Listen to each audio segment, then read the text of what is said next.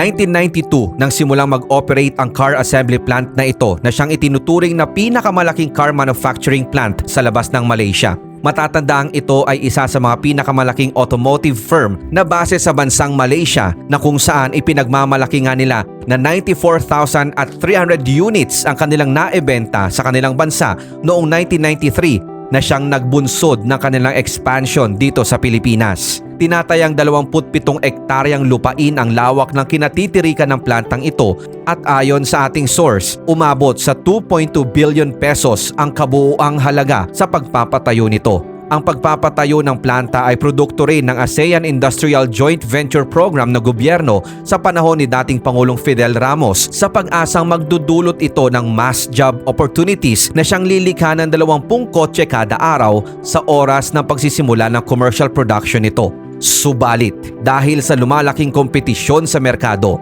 unti-unti ring tumamlay ang produksyon sa plantang ito hanggang sa nagkaroon na rin ng hindi pagkakaintindihan kaugnay sa tariff rates, kung kaya't tuluyang napabayaan ang lugar. Sinasabing may halos 8 taong naging inactive ang car production rito hanggang sa taong 2001 ay muli itong binuksan. Sa kasamaang palad, patuloy na humina ang bentahan ng kanilang brand hanggang sa wala ng bagong modelo na mga kotse ang naipuproduce sa planta.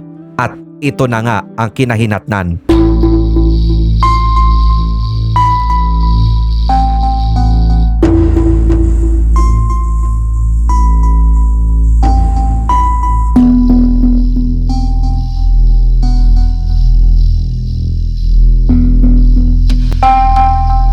Mga S-Friend, atin pong itatampok ngayon sa ating Urbex episode ang isang abandoned car assembly plant. At mabilisan lamang po yung gagawin natin dito, at kung ano man po yung makikita natin, ipapakita ko sa pamamagitan ng ating exploration na ito. Yun lang talaga yung naabot ng ating camera, dahil abandoned and wala naman na talaga siyang kahit na anong gamit sa loob. And isa pa, pinagbigyan lang po tayo dito ng caretaker, ng guard ng at least 10 minuto lang para i-document kung ano man yung dapat natin ma-document dito. So, dyan lang kayo.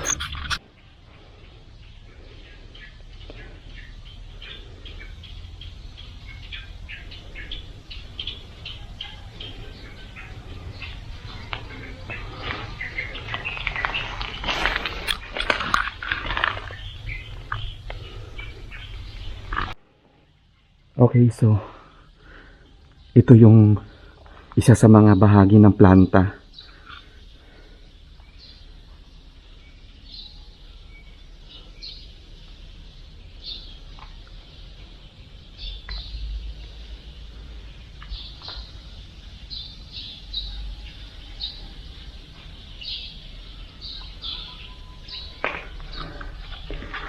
Since ilang taon na rin po siya talagang abandoned, hindi na rin tayo nag-expect talaga na may makikita pa tayo mga naiwang mga gamit o kahit mga equipment nila, since car assembly plant ito. Ang meron lang na pansin natin, syempre itong mga drum na kailangan sigurado, itong mga chemical na ginagamit nila, and then ito yung car seat.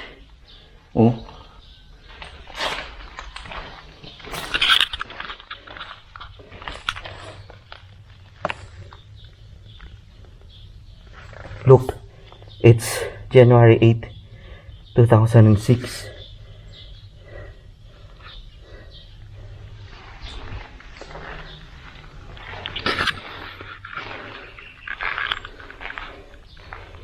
Then yung mga scrap ng metal.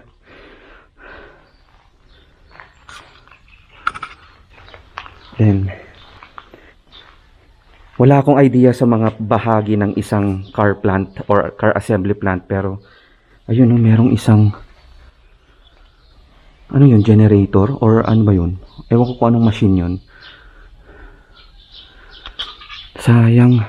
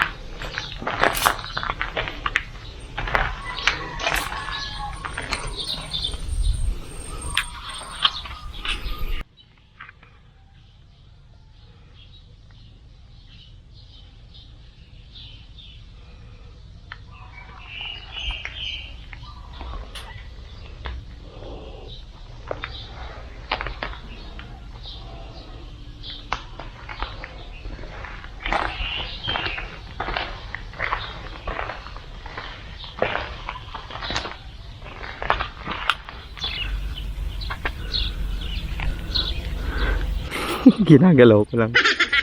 Okay, so mga S-friend, na dito tayo sa bandang gilid na nung car assembly plant. So ito na yung mga makikita natin. Mga malalaking machine. Ito na yung ginagamit nila para sa pag-assemble ng mga kotse o kung ano man yung mga sasakyan na ginagawa nila dito dati.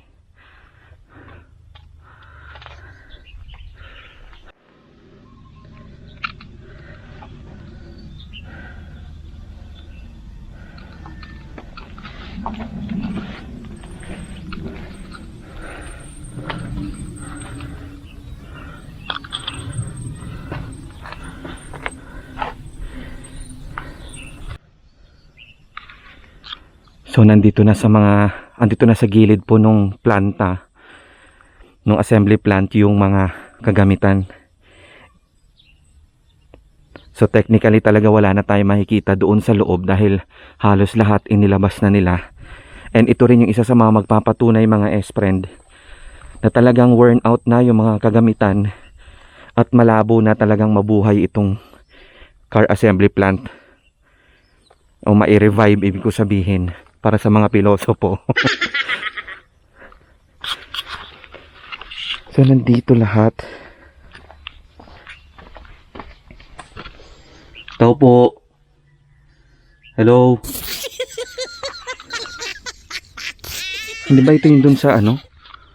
Sa Doctor Strange? Yung portal? baka ito yun ah. Baka pag lumusod ako dito, baka kung saan ako pumunta, saan ako makapunta. Talagang grabe yung mga kagamitan nila, oh.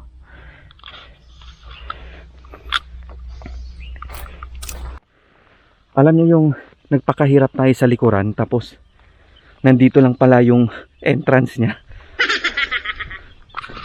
Wait, pasukin lang natin, guys. So ito siya, wow. Ang laki. Wow, ang OA. Wow, ang laki. Okay. So sayang. Sulitin ko na rin po, no. Yaman din lang, ngayon lang tayo nakarating dito.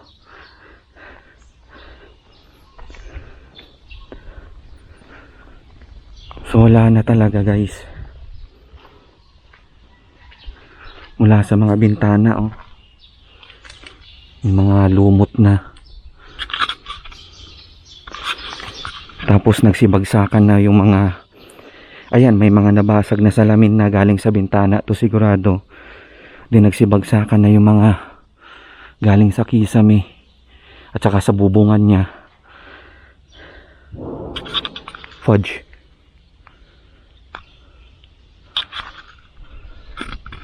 Medyo maputik lang talaga, mga S-friend, dahil umulan kagabi.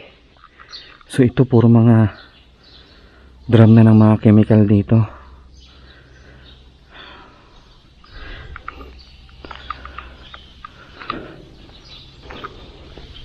So far wala naman na talaga tayong yung makikita talaga dito sa bandang loob. At since ito na nga lang talaga, mga S-friend, yung makikita natin o yung karaniwang makikita natin dito sa abandoned car assembly plant na ito. So hihikayatin ko na lang po kayo na kung halimbawa meron kayong mga suggestions, for example meron kayong alam na mga abandoned places na malapit po sa inyong lugar and open naman po at pwede siyang i-explore, o kaya naman pwedeng makausap yung caretaker o kaya security guard, matinong kausap, pwede tayong palibutin, why not i-pitch nyo po sa amin sa pamamagitan ng pag-comment dyan sa ating comment section dito po sa video natin na ito. O kaya naman, pwede rin na i-PM kami sa aming Facebook. Dapat i-like and i-follow mo na po yung ating Facebook na yan, ang Urbex PH Plakado TV. Pareho din po dito sa titulo ng ating channel, itong channel name natin. At syempre, ganun na rin, pwede rin po kayo dun sa ating personal na Facebook page, yung Facebook page po ng inyong lingkod, Rico Loco, RHIKO space LOKO. So sana po na-enjoy ninyo itong ating Express Urbex episode na ito. At sana po ay samahan nyo pa rin po ang inyong lingkod hanggang sa mga susunod nating exploration. At talagang hindi po ako ready. Tignan nyo naman itsura ko. Hindi po ako ready sa lagay na. So mga S-Friend, muli maraming salamat sa inyong panonood at pagsuporta sa channel na ito. Kung may maisasuggest kang lugar na kahalintulad ng ating mga content, i-comment mo na yan sa ibaba ng videong ito o kaya i-PM, sabay like and follow na rin sa Urbex PH Plakado TV Facebook page. Ganun na rin sa aking personal Facebook, ang Rico Loco, RHIKO space LOKO, o kaya naman sa Rico Night Live upang mapakinggan at mapanood mo rin ang ilan sa mga piling episodes natin sa Rico Night Live na mapapakinggan sa Radio Pilipinas. Hanggang sa susunod nating exploration sa mga lugar na ayaw puntahan ng iba, mga abandonado, pinapabayaan at nilalamon na ng kalikasan. Dito lamang sa Urbex Philippines Plakado TV YouTube channel. Ako pong muli si Rico Loco, nag-aanyaya na panoorin ang mga previous episodes natin sa end screen. Hanggang sa muli mga S-Friend.